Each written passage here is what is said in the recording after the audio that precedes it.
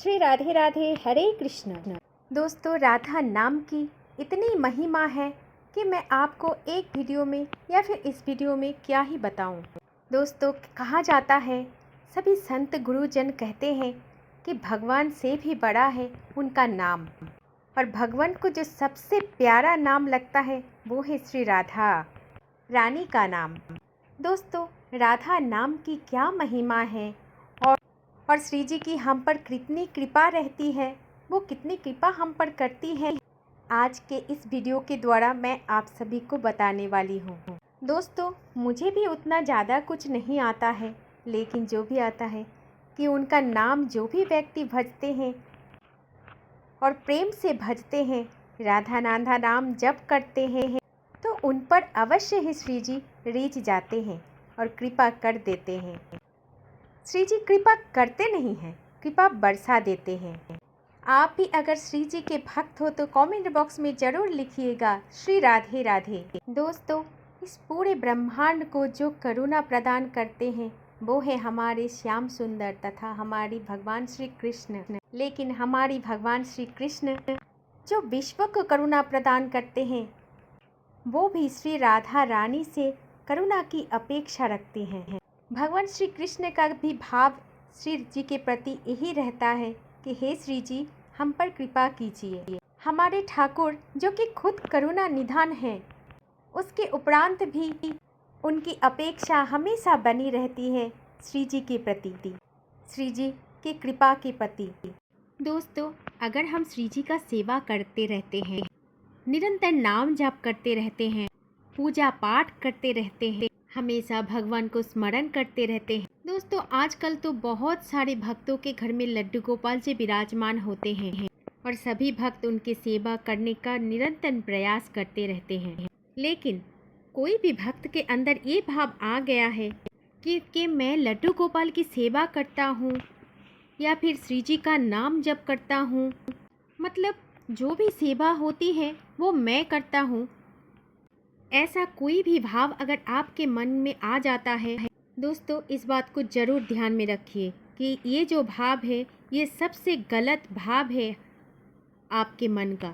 और क्या आप जानते हैं कि ये गलत भाव क्यों बोला जाता है? दोस्तों, कुछ भी चीज़ भगवान की इच्छा के बिना नहीं होता है।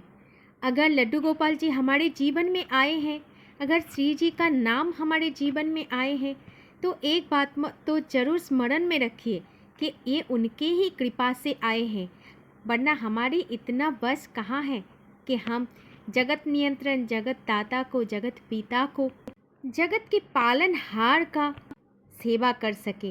ये जो भी कुछ होता है हमारे द्वारा, ये उनके ही कृपा से ही होता है, क्योंकि श्री जी की इच्छा से पहले तो आप नाम जप करते हो, श्री जी ही हमें चुन लेती हैं और श्री जी की इच्छा से ही भगवान हमारे जीवन में आते हैं और श्री जी की इच्छा से ही हम उनके सेवा कर पाते हैं। हम तो निमित्त एक दासी मात्र हैं, एक सखी हैं उनके। अगर आपके मन हो या फिर हमारे मन हो कि हम श्री जी का सेवा करें, ये कभी भी नहीं हो सकता है। कभी कभी मन में ऐसा भी ख्याल आते हैं कि हमसे ज़्यादा कोई भी जब तप नहीं कर सकता। दरअसल ये बात बहुत ही गलत है। इसीलिए मैं आपसे ये कहना चाहूँगी कि सबसे पहले तो आप अत्यंत सहज और सरल बन जाओ, क्योंकि भगवान को तथा श्री जी को वही लोग पसंद है जो अत्यंत सहज और सरल होते हैं।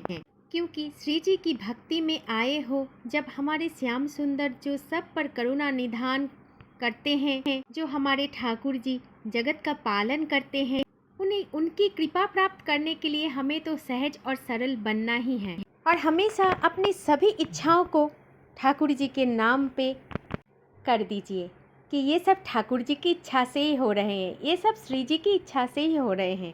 हम तो बस निमित्त मात्र हैं, हम तो उनके दासी हैं, उनके सखी हैं, बस उनके आदेश की अपेक्षा करते हैं। बस जिस दिन हमारी मन में ये चिंताधारा आ जाएगा, उस दिन से भगवान हमें प्राप्त हो जाएगा। दोस्तों, भगवान ऐसे हैं, श्री जी ऐसे हैं कि उनकी कृपा हम पर ऐसी हुई है कि हम जैसे पापी को उन्होंने अपनी सेवा का दायित्व दिया है। बस एक बार श्री जी हमारे जीवन की ओर, हमारी ओर नेक दृष्टि डाल दे तो हमारा जीवन भी सफल हो जाएगा।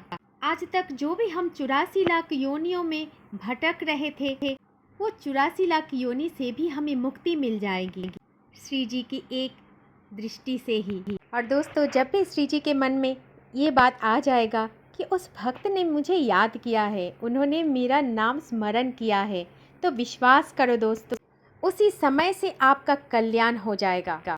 और ये कल्याण तब होगा जब आप पूर्ण रूप से अत्यंत सहज और सरल बन के श्री जी का नाम स्मरण करोगे, ठाकुर जी को याद करोगे, तभी ये होगा। अर्थात हमारे जीवन में अगर कभी ऐसा हो जाए कि भगवान हमारे घर में आए और हम उनके सेवा में लग गए, तो ये नहीं सोचना है कि हमने उनको लाए हैं, ये सोचना है कि वो हमारे घर पर कृपा करके आए हैं और वो चाहते हैं कि हम उनका नाम स्मरण करें, क्योंकि हमारा उनका रिश्ता तो युग युग से है। हम तो उन्हीं के अंश हैं, बहुत प्रेम करते हैं हमें। और दोस्तों, ये बात आपको तभी समझ में आएंगे जब आप उनका निरंतर चिंतन करेंगे।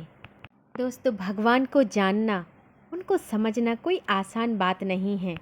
जब तक हमारे मन में निष्ठा नहीं होगी, हमारे मन में प्रेम रूपी भक्ति भाव का आकर्षण नहीं होगा, जैसे कि हम अपने प्रेमी के प्रति आकर्षित हो जाते हैं, मोहित हो जाते हैं, जब तक हम भगवान के प्रति मोहित नहीं हो जाएंगे, तब तक उनकी कृपा प्राप्त हमें नहीं हो सकती।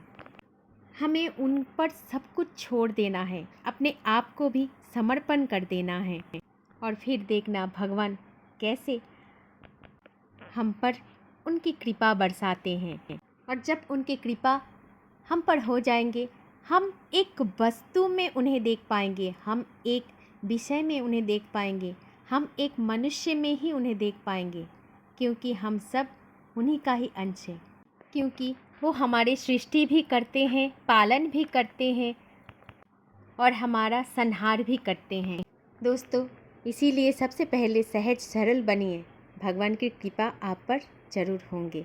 और प्रेम से कहिए श्री राधे राधे, क्योंकि राधा नाम वो नाम है जो भगवान को सबसे ज़्यादा प्रिय होते हैं। इसीलिए राधा नाम जपने में, राधा नाम रटने में कोई भी कंजूसी ना करे। दोस्तों, वीडियो अच्छी लगी तो शेयर ज़रूर कर देना और कमेंट बॉक्स में ज़रूर लिखिए श्री राधे राधे। जय जय श्री कुंज बिहारी, जय जय श्री हरिदास। हरे कृष्ण।